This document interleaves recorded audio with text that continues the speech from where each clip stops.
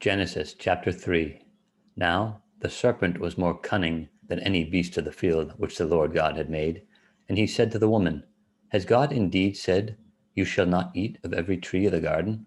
And the woman said to the serpent, We may eat of the fruit of the trees of the garden, but of the fruit of the tree which is in the midst of the garden, God has said, You shall not eat it, nor shall you touch it, lest you die. Then the serpent said to the woman, You will not surely die, for God knows that in the day you eat of it, your eyes will be opened, and you will be like God, knowing good and evil. So when the woman saw that the tree was good for food, that it was pleasant to the eyes, and a tree desirable to make one wise, she took of its fruit and ate. She also gave to her husband with her, and he ate. Then the eyes of both of them were opened, and they knew that they were naked, and they sewed fig leaves together, and made themselves coverings. And they heard the sound of the Lord God walking in the garden in the cool of the day, and Adam and his wife hid themselves from the presence of the Lord God among the trees of the garden. Then the Lord God called to Adam and said to him, Where are you? So he said, I heard your voice in the garden, and I was afraid because I was naked, and I hid myself. And he said, Who told you that you were naked? Have you eaten from the tree of which I commanded you that you should not eat? Then the man said, The woman whom you gave to be with me, she gave me of the tree, and I ate.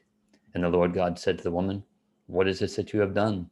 The woman said, The serpent deceived me, and I ate. So the Lord God said to the serpent, Because you have done this, you are cursed more than all cattle, and more than every beast of the field. On your belly you shall go, and you shall eat dust all the days of your life. And I will put enmity between you and the woman, and between your seed and her seed. He shall bruise your head, and you shall bruise his heel. To the woman he said, I will greatly multiply your sorrow and your conception. In pain you shall bring forth children.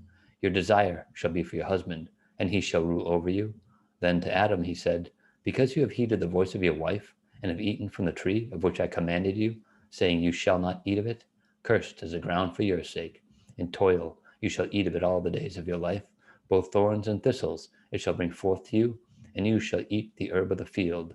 In the sweat of your face you shall eat bread, till you return to the ground, for out of it you were taken, for dust you are, and to dust you shall return. Then Adam called his wife's name Eve, because she was the mother of all living. Also, for Adam and his wife, the Lord God made tunics of skin and clothed them. Then the Lord God said, Behold, the man is become like one of us, to know good and evil. And now, lest he put out his hand and take also the tree of life, and eat and live forever. Therefore, the Lord God sent him out of the Garden of Eden to till the ground from which he was taken. So he drove out the man, and he placed cherubim at the east of the Garden of Eden, and a flaming sword which turned every way to guard the way to the tree of life.